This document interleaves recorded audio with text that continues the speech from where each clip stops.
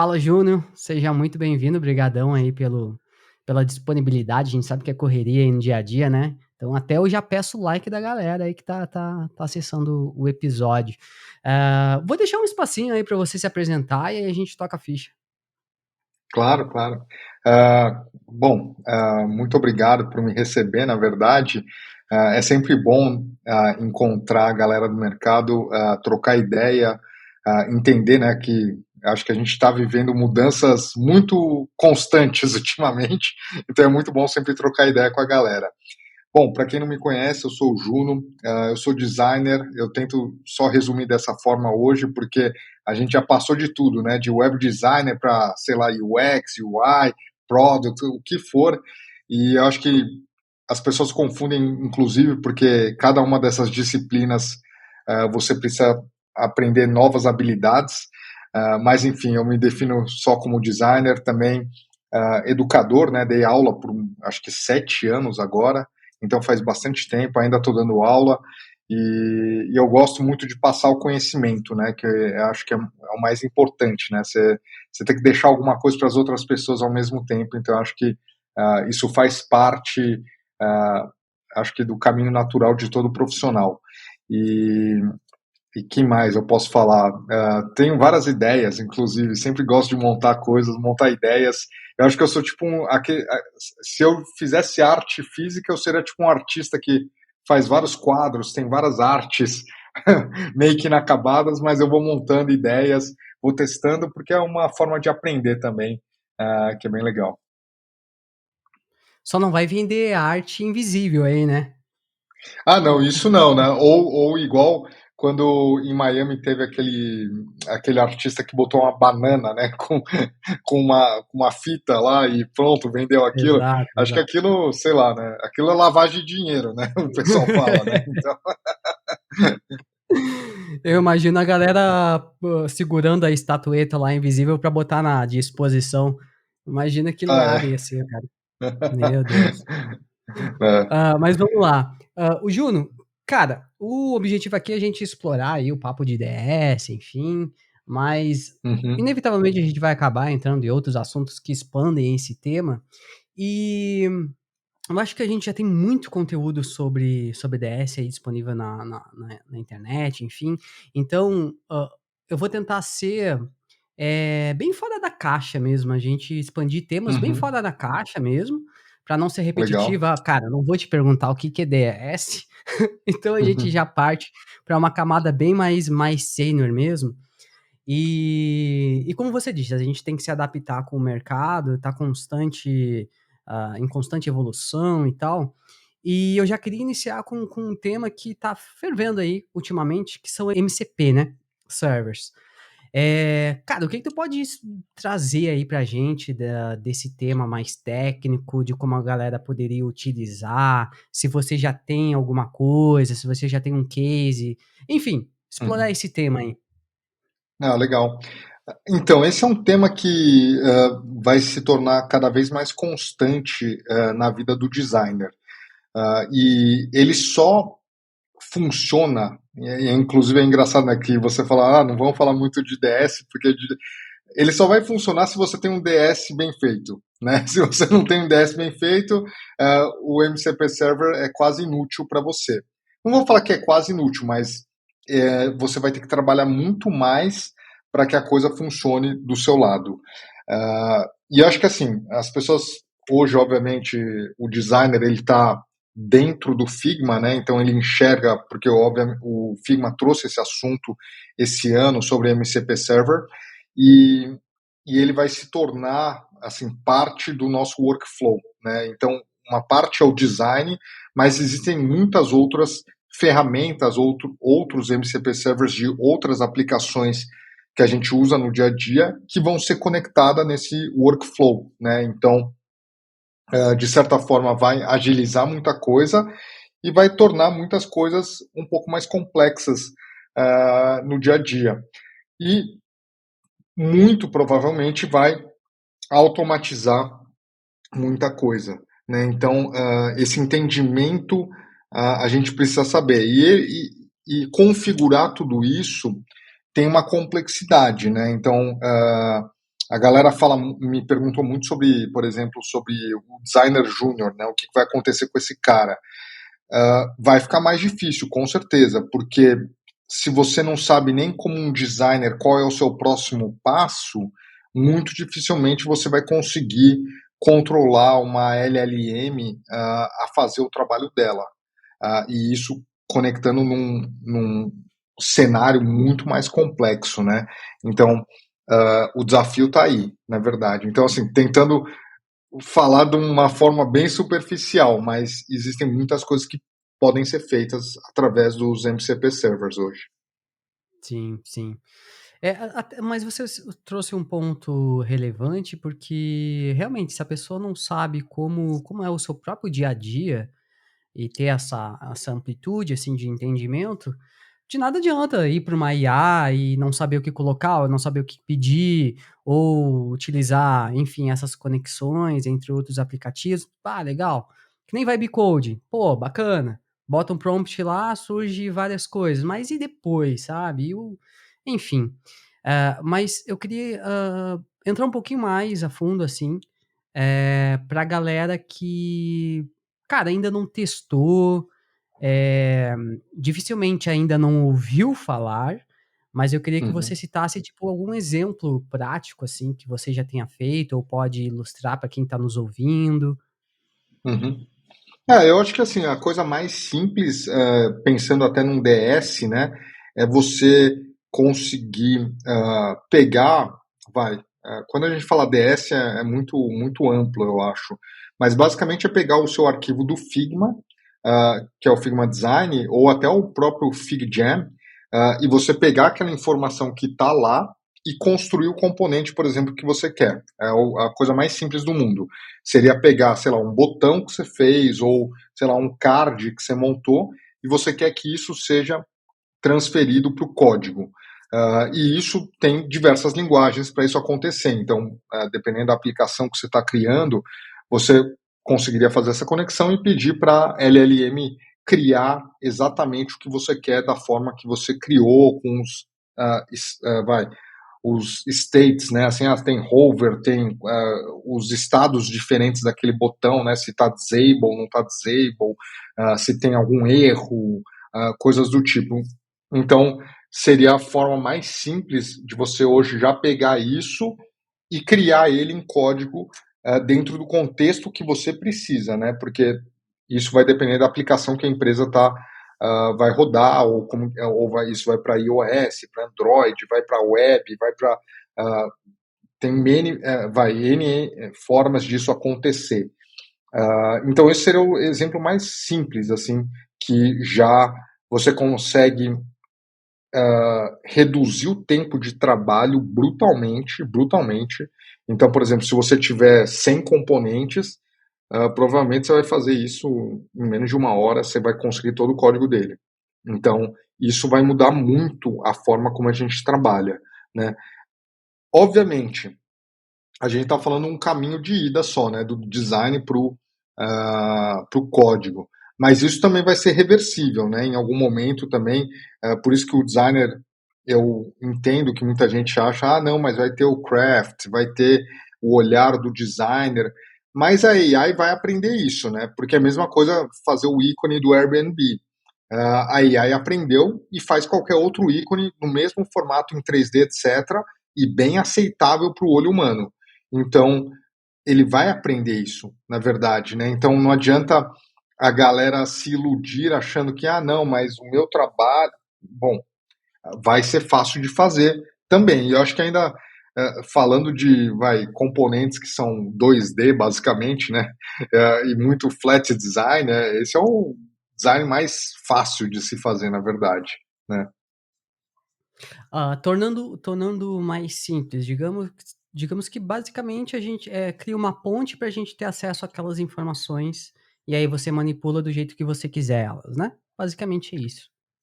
Isso, e na verdade por isso, assim, vai ter alguns fatores, né? Porque você vai querer criar algumas regras, né? Porque ao mesmo tempo que você tem a LLM, você não quer que ela fique muito louca, né? Que esse sempre foi o problema que a galera sempre falou. Então tem um conceito que no mundo de AI, que a gente chama de janela, né, de contexto, né?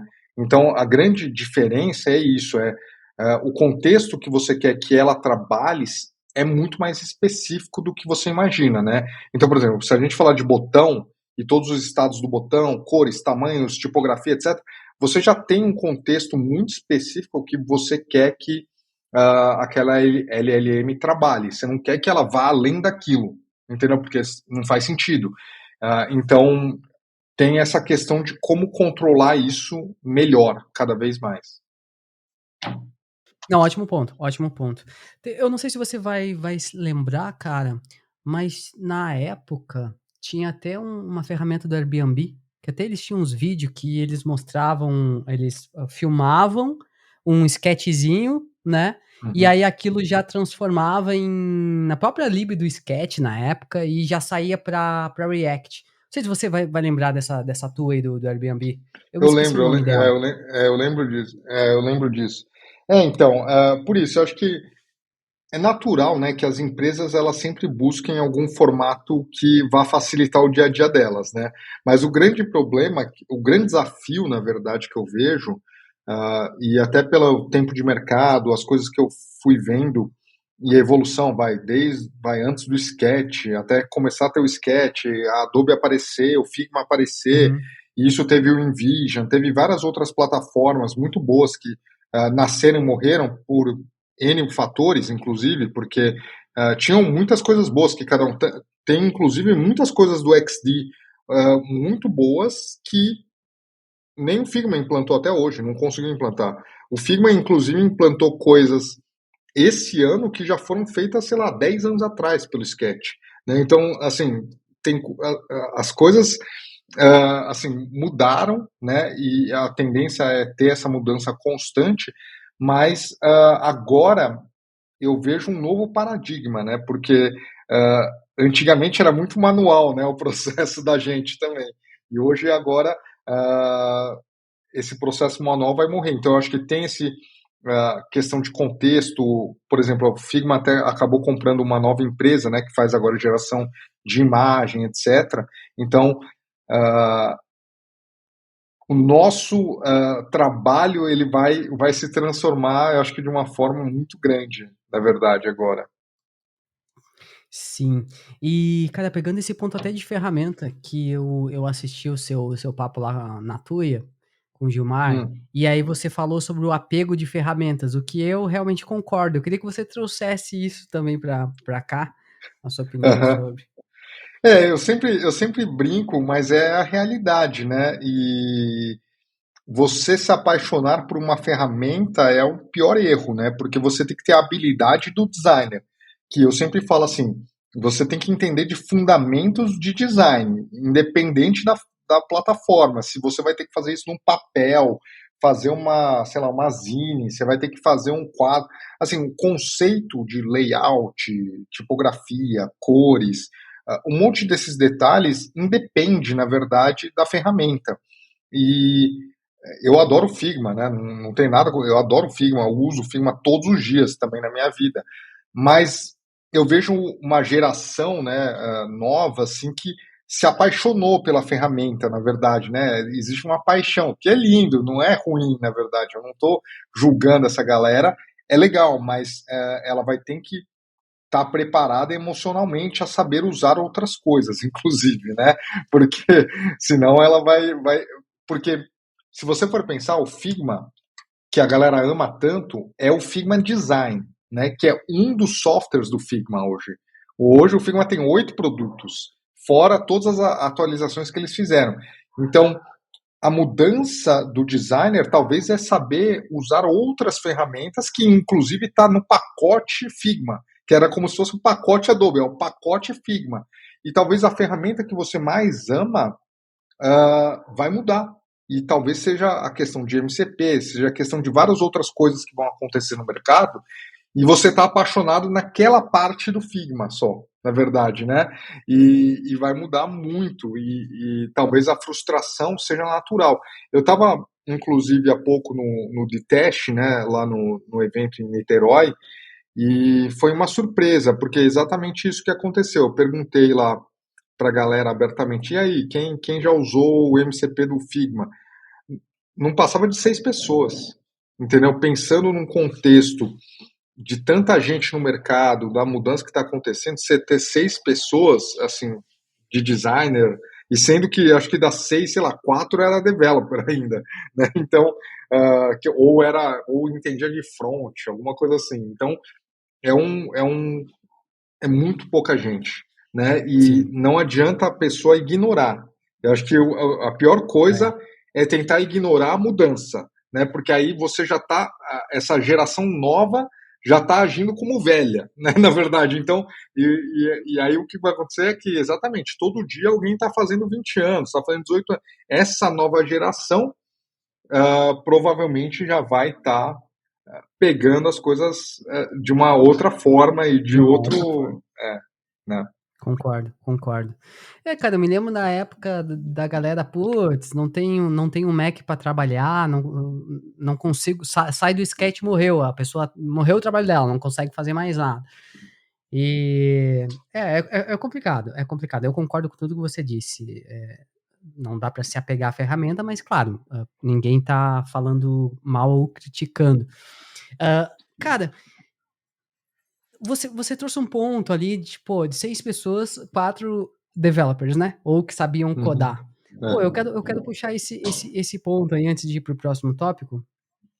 Cara, como é que tu tá vendo esse movimento aí? Porque sempre teve nos bastidores, passa tempos e tempos, sempre surge. Será que designer precisa codar? Em algum momento da vida sempre surge esse assunto. E agora, com essas mudanças todas aí, qual é a tua opinião sobre? O exemplo que eu sempre trago para a galera é o seguinte: se você é o arquiteto de uma casa, você não precisa ser o pedreiro, você não precisa ser o encanador, você não precisa ser o eletricista, mas você tem que entender como as coisas funcionam. Não adianta você achar que, não, vou desenhar a casa do jeito que eu quero. Bom, vai dar problema, né? E principalmente se você tem que fazer uma casa ou um prédio que você vai ter que vender e você tem que seguir várias regulações, não adianta você ser louco e falar, eu vou desenhar a casa do jeito que eu quiser. Do jeito que eu quiser não vai funcionar. Né? Então você vai ter que ter um princípio, né, para você ter uma conversa aberta com essas pessoas, né, com todo mundo que trabalha. Então pense que a gente tem a galera que faz conteúdo, tem a galera que, sabe, fala de mais acessibilidade, a galera que é de código, a galera que é de infraestrutura, né? Porque quando a gente fala código, também a galera acha que é uma coisa só, mas você tem galera de teste, de front, de infra, de um monte de camadas que não é só o developer, né? Então é muita gente envolvida, e tem o PM, e tem, sabe, a galera de negócios. Então tem muitas coisas que elas precisam trabalhar juntas para isso funcionar. E você entender de código é parte disso. Né? Então é como você falasse assim, cara, sei lá, eu desenho um carro, mas eu não quero saber como o carro funciona, eu só desenho o carro. É inútil, entendeu? Tipo, você nunca vai ser você pode ser um bom ilustrador de carro, mas você nunca vai ser um designer de carro industrial, de verdade, trabalhar numa montadora. Você nunca, porque se você não entende, não tem como você desenhar direito. Então, é a mesma coisa, eu quero desenhar um produto digital. Você não entende nada. Cara, você até pode desenhar superficialmente, mas você sempre vai ser o designer mais limitado da equipe. Isso você pode ter certeza. Vai ter uma limitação. Pensa, vamos a gente entrar hoje numa empresa de carro, a gente vai fazer os nossos rabiscos lá, e a gente vai estar limitado lá, vai falar, cara, você não entende de carro, você não sabe como um carro funciona, né? As leis que você precisa seguir, como que tem que ser, né? Assim, talvez a gente faça um carro conceito que não serve para nada, né? Então, tipo, a gente vai ter que tentar entender. É a mesma coisa, você não tem como fazer um aplicativo conceito, é um aplicativo conceito do banco. Entendeu? Não existe isso. Você vai ter que fazer ele ser funcional para as pessoas, passar por teste de segurança, passar por um monte de camadas também que você não imagina. Então, eu acho uma viagem a galera achar que vai passar muito tempo criando produtos digitais sem entender. Né? E aí, por isso que até é uma crítica minha, porque eu conheço até alguns líderes de equipes que são designers, e eles têm pouquíssimo conhecimento técnico, inclusive, nesse sentido. E, sei lá, não sei se pelo boom do mercado, a galera acabou chegando lá, ou por politicagem, por vários fatores, inclusive, mas essa necessidade vai acontecer. E por isso, você fala de MCP Server, que é um assunto bem simples, na verdade, eu vou falar. Não é tão complexo assim, mas a liderança não entende. Né? E aí passa para a galera, assim, também, a galera, o designer também não entende. Então, vai ter uma atualização natural do mercado, eu acho, sabe, assim, e eu tô te falando isso porque eu sou o cara que começou a desenhar site em Photoshop, fui para Macromedia, para todas as plataformas que você imaginar, e eu vi muitos dos meus colegas, assim, no decorrer da minha carreira, pararem, né, e aí eles saírem do mercado, eles são literalmente, assim, totalmente desatualizados, acabam não conseguindo mais uma colocação, porque eles estão desatualizados, e é isso que vai acontecer, já está acontecendo, na verdade, né? Então, as empresas estão entendendo isso, poucas empresas, na verdade, estão entendendo isso, essa mudança brutal que está acontecendo no mercado. Então, eu digo liderança, o CEO nem sabe disso, nem entende direito disso, inclusive. Então, vai ter que ter um C-level aí de empresas sendo atualizados, né, para eles entenderem o que tem qual é o caminho que isso vai acontecer. E até o RH, né, nem entende, na verdade. Isso me lembra muito na época que eu precisava contratar product designer ou UI designer, UX designers, e o RH chegava para mim e falava, tá, mas Juno, como que encontra essas pessoas? Como que são as habilidades dessas pessoas, né? E não tinha, na verdade, no mercado, né? Você tinha que meio que trazer a galera para dentro do time e treinar elas, né? E eu sempre falava assim, cara, faz o seguinte, só me traz gente que é, assim, esperta, né, e inteligente. Porque essas pessoas, por mais que elas não saibam, elas vão encontrar um caminho de resolver problemas. E foi muito engraçado, porque toda a minha equipe, na época do Buscapé, eu contratei assim, nessa pegada. Foi muito legal, mas sempre foi o jeito que eu contratei. Mas na época que eu estava lá, a galera falava assim, pô, Júnior, você deveria virar RH, né? Porque você sabe contratar. Eu falei, não é questão de contratar, é você saber identificar talentos e treinar essas pessoas. Né? E as pessoas. E por isso, você estando numa posição que você está gerenciando a equipe, etc., você tem que ter essa pegada de conseguir passar conhecimento, treinar, se atualizar. Então, são muitas coisas que estão na mesa, na verdade, e o que eu vejo que as empresas elas vão precisar passar por isso agora e encontrar as pessoas certas para liderar os próximos 5, 10 anos das empresas, porque muita dessa galera já está desatualizada, que eu vejo por conversas que eu estou tendo, assim, sabe, de a galera que eu estou encontrando e conversando. É, cara, e é um choque de realidade, mas é uma sacudida que a galera precisa ter. É. E eu venho de tecnologia, né? Então, assim, cara, sou muito feliz por ter tido esse background.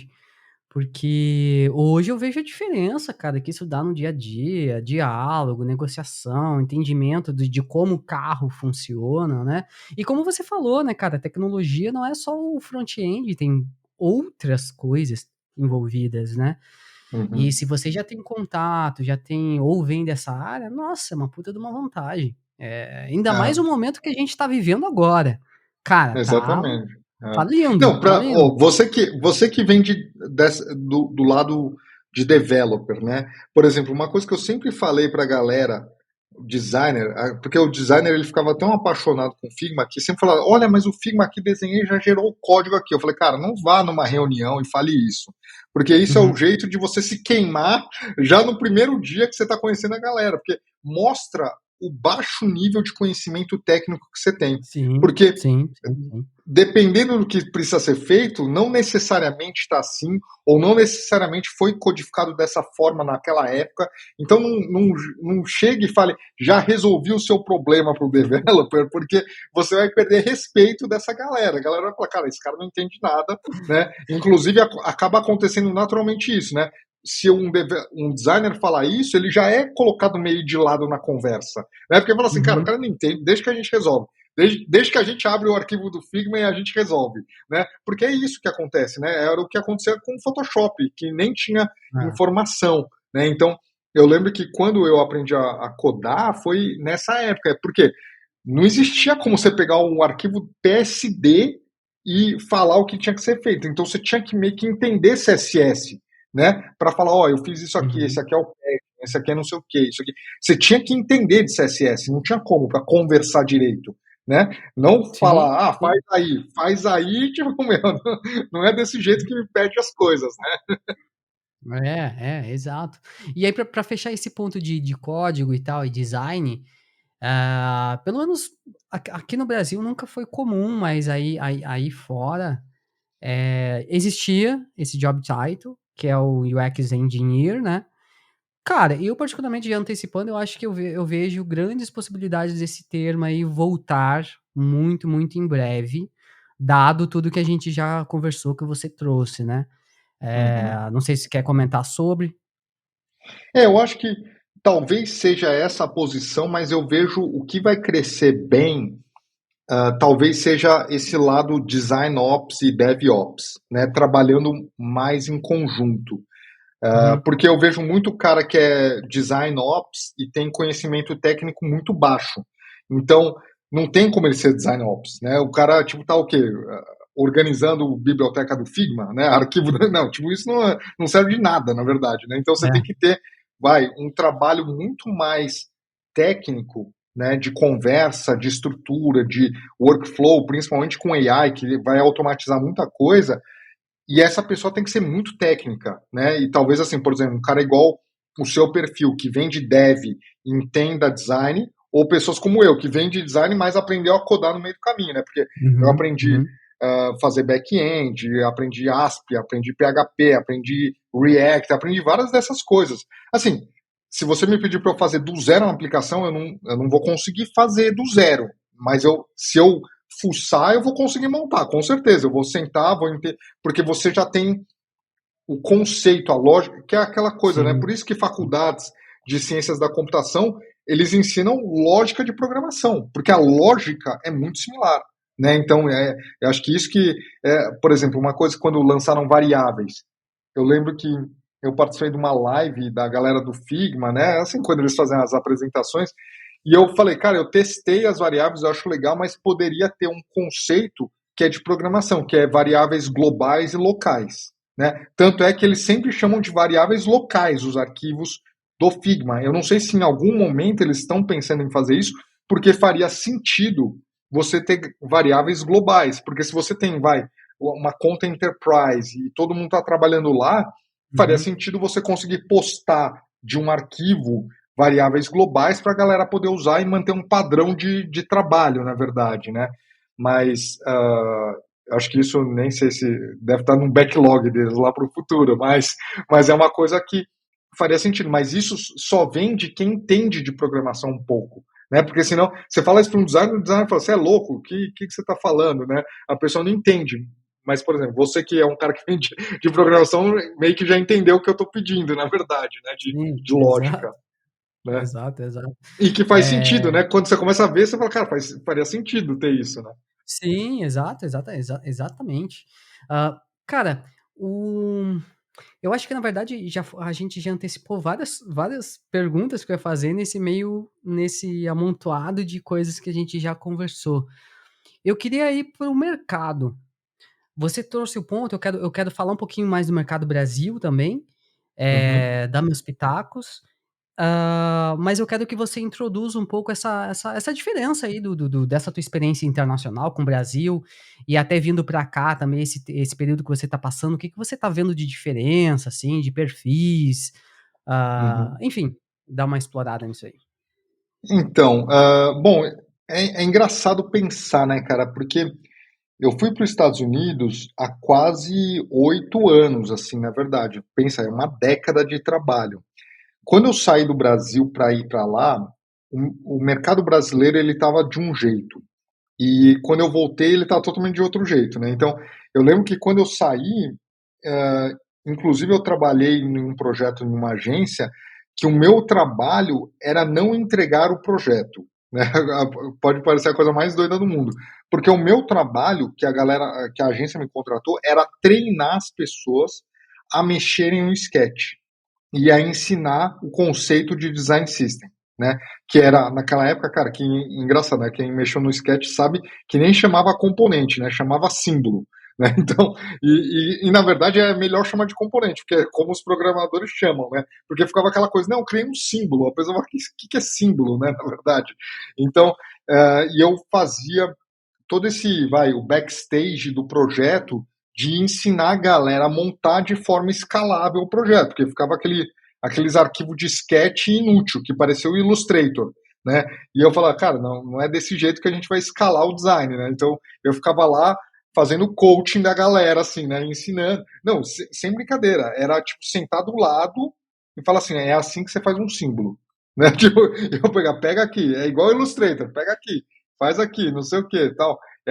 Era bem beabá mesmo, assim, o que eu ensinava, mas foi uma forma que, inclusive, uh, um dos meus amigos, né, que estava nessa equipe, ele fala, cara, aquilo me salvou. Ele mesmo falou, cara, aquilo me salvou, porque abriu, assim, um mercado, né, que, por exemplo, os grandes bancos, grandes startups, assim, foram para esse caminho, naturalmente.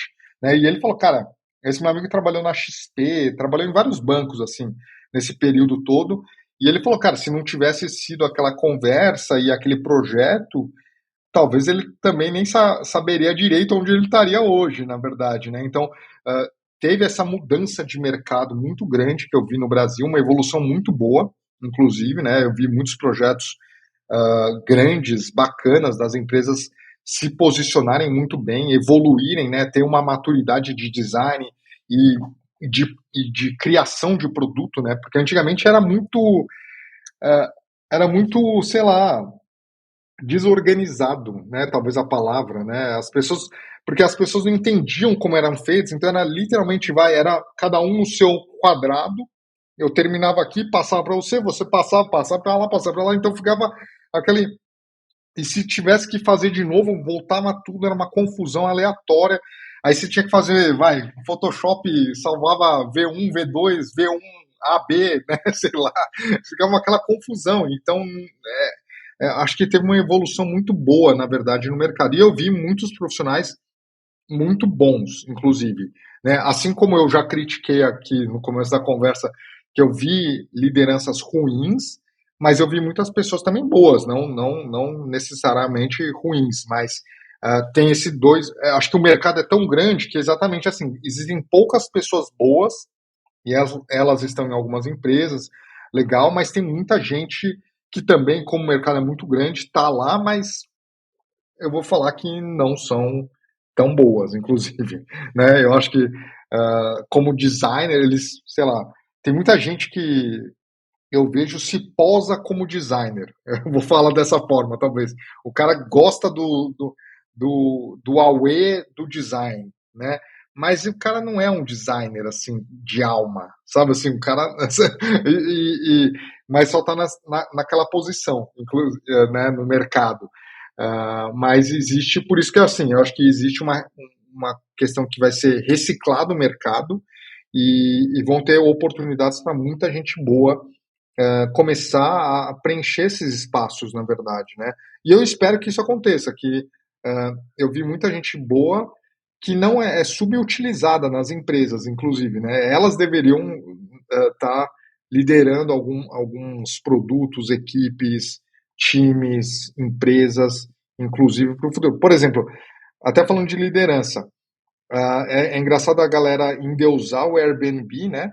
Mas você tem um designer como fundador, presidente, mas muito dificilmente você vê uma empresa colocar um designer numa posição lá em cima para tomada de decisão. Pouquíssimas empresas no Brasil, pouquíssimas, né? Se você pensar, na verdade, né? Quais empresas ainda têm esse, sei lá, esse mindset seria, né, de tipo, vamos colocar essa pessoa para sentar numa cadeira para tomar decisão junto com a gente aqui, né, pro futuro da empresa. Cara, são realmente, de fato, pouquíssimas, assim. Fazendo um contraste com o mercado americano, Porque assim, tem muita galera acha que é tudo perfeito, tipo, tem que sair daqui pra, eh, tem muito aquela síndrome do impostor também, de que: "Putz, não sou bom o suficiente e tal". Como é que você enxerga esse contraste técnico, Brasil Uhum. versus, Estados Unidos, e se realmente é tudo isso, assim, que a gente vê nos filmes, o que você pode compartilhar, assim, com a gente? Eu sempre falo assim, depende de quais filmes você assistiu, né? Porque o cara que assistiu High School Musical, provavelmente ele tem uma visão totalmente distorcida dos Estados Unidos, né? Mas eu acho que assim, falando de termos técnicos, existe uma evolução que há 10 anos atrás no Brasil a gente fazia aplicativos ou produtos muito ruins, eu achava, porque faltava aquele tchan. E aquele tchan só ia acontecer porque você necessitava a especialização de algumas pessoas. Você precisa ter uma especialização, não tem como. Então, vamos pegar um exemplo simples que todo mundo vai entender. Pega o Duolingo hoje. Baixa o Duolingo, se você não tem, usa ele. O Duolingo é um conjunto de habilidades de vários designers, inclusive, né? Mas o que, que acontece? A liderança de muitas empresas no Brasil, e eu lembro de trabalhar em empresas que o cara chegava, o fundador chegava para mim e falava: Júnior, eu quero um aplicativo assim. Eu falei: tá, mas você entende que o cara tem uma equipe muito maior, e porque o cara acha que o designer faz tudo, né? É isso que eu acho que essa é a ignorância da liderança, né? E ainda existe algum desses líderes antigos ainda na liderança. É uma ignorância, basicamente, né? O cara não pode querer não escutar, mas o cara é um ignorante. E aí o cara tem reunião, pede as coisas e o cara é um ignorante, basicamente, né? Ele só tá lá, a galera meio que respeita ele porque ele tá lá só, mas você pode ter certeza que nas conversas de corredor esse cara é tipo chacota, né? Na verdade, porque o cara não entende de produtar, né? De fazer um produto de verdade ou exatamente ter a alma do designer. Esse cara não tem. Então, comparado no mercado americano ele já estava muito à frente nesse sentido, né? O mercado americano já entendia essa especialização há muito mais tempo, não só na profissão do design, né? Mas em várias outras profissões, né? E isso já era uma mentalidade mais fácil de se traduzir para o mercado de tecnologia. Então, você vê que já teve muito mais especial. Se você for pegar até, UX, sem falar de UI, né, UX, o cara tem gente que faz pesquisa, gente que entende, gente que vai a campo, entendeu? Cara, tem muita gente muito mais especializada que demorou anos para isso acontecer no Brasil, né? Hoje você vê que aconteceu, mas pouquíssimas empresas ainda têm, vai, a mentalidade e orçamento para fazer isso, né? Porque eles não têm orçamento porque eles não acham que é importante, eles não têm orçamento porque eles acham que o designer resolve tudo, né? Então, e exatamente cai nesse ponto que eu falei, que é a ignorância da liderança de achar que é um super-homem que faz tudo, na verdade, né? Tipo, é um ser divino que desce na Terra e resolve tudo. Não, essa pessoa, infelizmente, não existe. E, e aí algumas empresas começaram a entender isso, né? Então, poucas empresas no Brasil, se você for olhar, têm isso, podem fazer isso, mas, sendo sincero, a gente está longe nesse sentido de fazer um Duolingo e longe de fazer um Airbnb. Entendeu? A gente, cara, me fala uma empresa que está apta a fazer um Airbnb ou fazer um Duolingo, que seja. Né? A gente tem aplicativos, tem um negócio de game para crianças, não sei o quê. Mas, cara, tudo é meio. Cara, a palavra, não sei, parece tosco, né? Assim, você vê um aplicativo bem feito para criança, com umas mega animação, super interativo. Ou você pega até um jogo, né? Você pega um jogo, do Sonic, do Mario, no iOS, e você vê aplicativos feitos no Brasil para o mesmo segmento. Eles parecem um trabalho de faculdade, né? Assim, tipo, é legal, mas não tá lá, né? Assim, não é o desejado, né? Assim, então, às vezes, você vê que não sei se você sabe disso, mas assim, tem muita empresa no Brasil que ela entrou em vários programas de incentivo no governo há muito tempo atrás, que os aplicativos eram pré-instalados no Android. Você sabe disso? Não sabia. Então, teve uma época que o governo brasileiro tinha esse programa, então tinha aplicativos BR, sei lá, era uma pasta que vinha no Android e já tinha Saquei, aplicativos de saquei. empresas brasileiras pré-instalados. Então, muito dessas empresas, elas se vangloriavam, falavam, nossa, fomos baixados por... Não, porque já vinha pré-instalado, não era que você era bom, na verdade. E aí, se você fizesse uma estatística de quantos celulares Androids tinham e o tempo de uso desses aplicativos era pífio, né? Assim, você fala, cara, tipo, era um gap monstruoso, exatamente porque o aplicativo não era bom, na verdade, né? Então, tem muito dessas coisas que aconteceram no mercado que acho que distorcem a leitura do mercado, das pessoas como um todo. E aí, por isso, eu acho que o mercado brasileiro tende constantemente a seguir essa evolução, né? Como o mercado americano, mas aí a gente tem outro lado hoje, né? Que você tem o mercado, as empresas de tecnologia chinesas também, que também elas têm inovado numa velocidade bem interessante, na verdade, né? Se a gente for ver, e elas chegaram já estão aí no mercado brasileiro aí atuando com muitas coisas acontecendo, né? E quais tipos de perfis são mais desejados aí fora, que você percebe? É mais o cara especialista? É mais o cara generalista? Como é que você vê esse pool de especialidades de design aí fora? Ó, eu vou falar que a grande parte seria o cara mais especialista, na verdade, né? Porque exatamente já tem esse mindset de o cara ser bom. E eu lembro de muitas entrevistas, galera que às vezes eu conhecia, e me perguntava isso. E até uma questão até da galera que está escutando, pensa isso. Se alguém te perguntasse, tá, mas o que que você é bom? Ah, eu sou bom em tudo, eu faço um site. Não, não, não. O que que você é bom como designer? É muito específico, cara. Você consegue responder? Porque se você não consegue responder, imagina, você tá numa entrevista. Mas o que, que você é bom, cara? Não, eu sou bom em tudo. Bom em tudo não existe. Ah, eu sou general. Então você não é bom em tudo. Você é bom em poucas coisas e bem razoável em outras coisas. É isso a resposta, né? Então, se alguém te perguntasse no que você é bom, você tem que refletir e saber. E por isso que eu acho que o mercado lá tem essa tendência de o cara, pô, ser muito cara muito específico, muito bom, e não é ruim. Até essa conversa que a galera está tendo sobre craft, escalabilidade hoje aqui no Brasil, acontece porque existe o craft há muito tempo lá, né? As pessoas são especializadas naquilo, né? Então a galera está perdida porque no Brasil todo mundo é tudo, né? A gente faz tudo, a gente é o lado ruim no final da cultura da gente de falar que a gente resolve tudo, mas no final a gente é medíocre em muitas coisas, né? As pessoas, né? Então, incluindo eu, não estou falando que todo mundo, que eu não sou, eu faço parte desse pool também. Boa. Cara, já indo para os finalmentes, assim, eu queria que você expandisse. Eu não tenho uma pergunta específica sobre isso, então eu vou deixar num campo mais aberto para você ir para onde você quiser.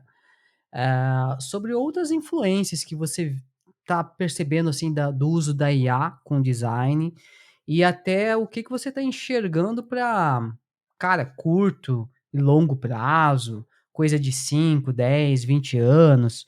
Então fica à vontade aí meio de cruzar esses assuntos, enfim.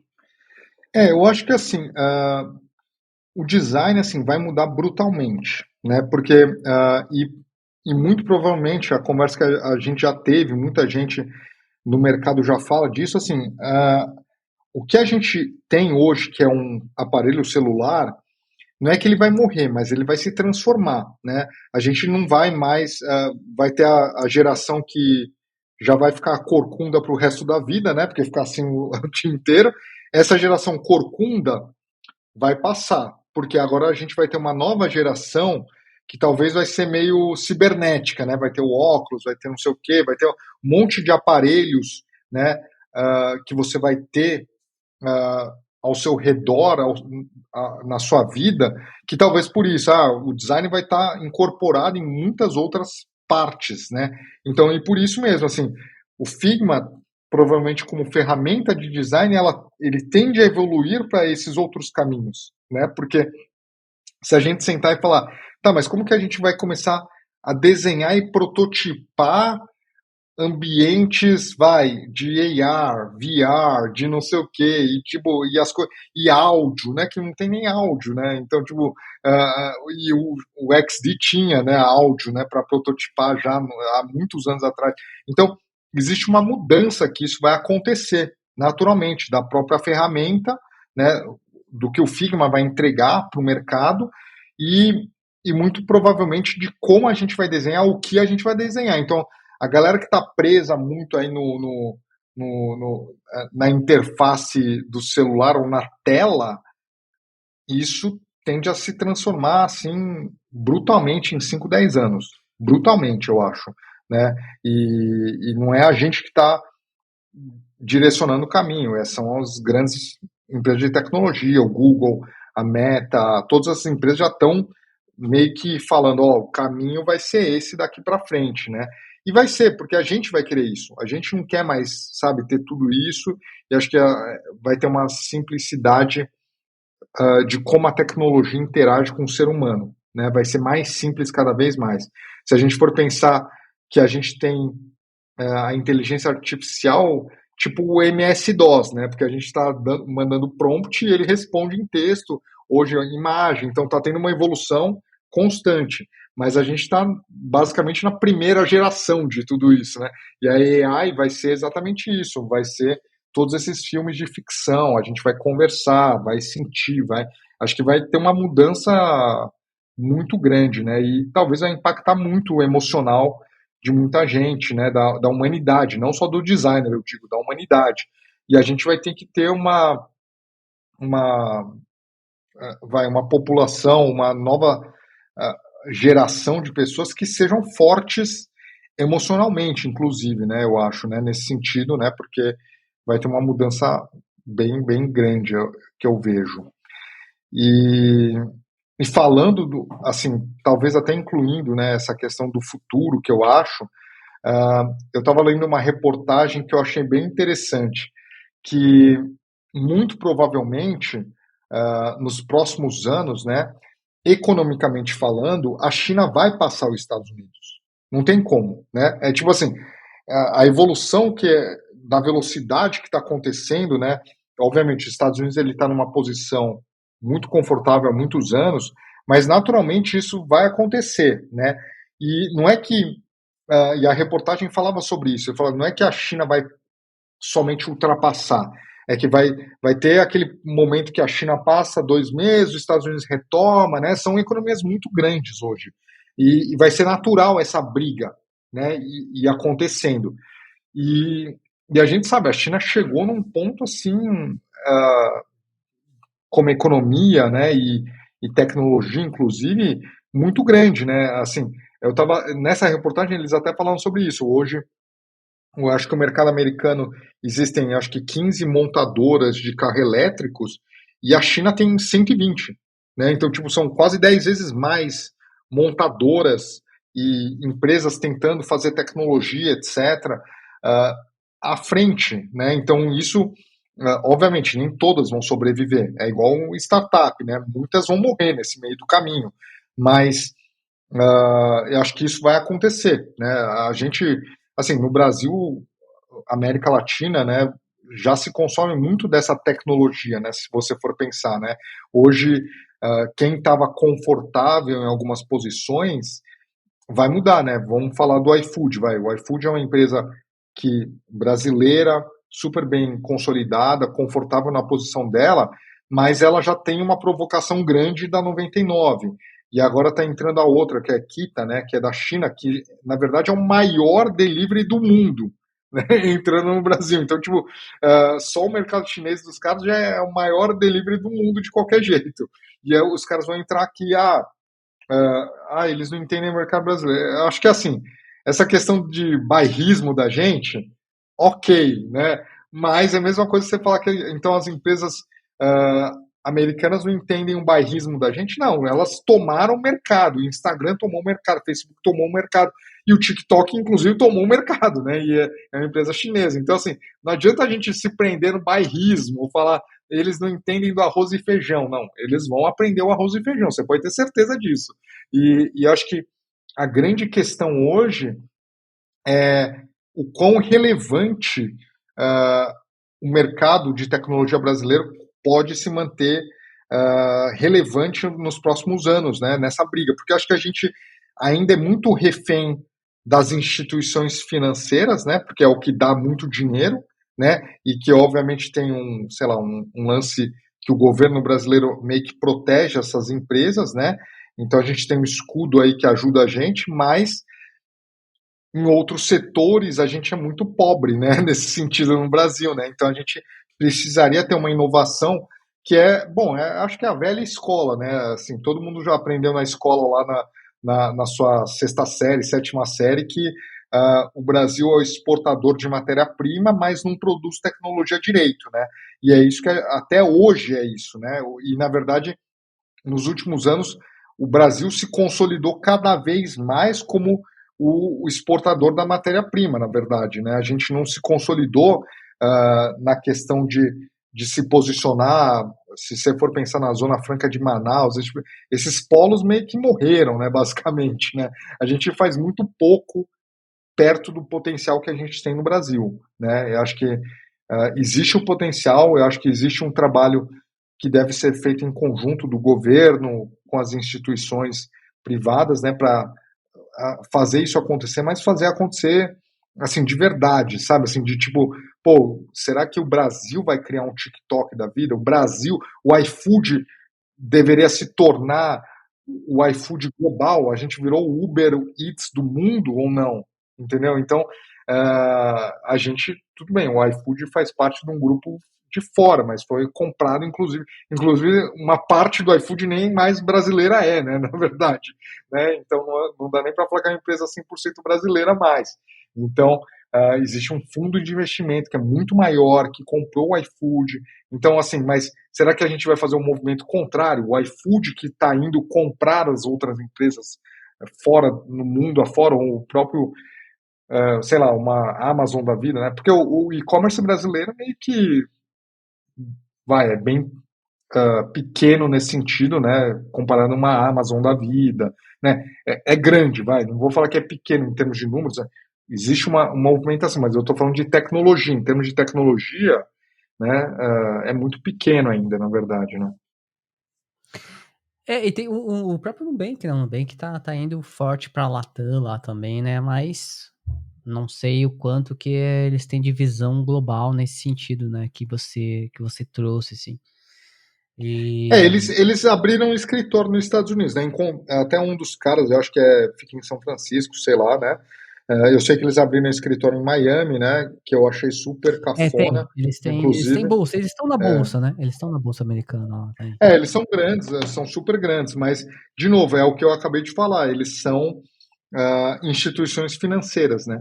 Eles não são outro tipo de produto, né? Sei lá, se a gente vai... pensa numa Rede Globo, né, cara? O Globo Play é a Netflix? Não é, entendeu? Não Sim. é. Então, tipo, é isso que eu penso, assim, quando é que a gente vai ter essa visão global de conseguir fazer um produto que não seja uma instituição financeira, né?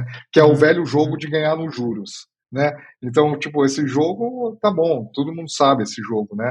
E muito provavelmente o próprio Nubank atuando nos Estados Unidos, né? Ele já está na América Latina. Nos Estados Unidos é outro jogo, né? Existem muitas empresas.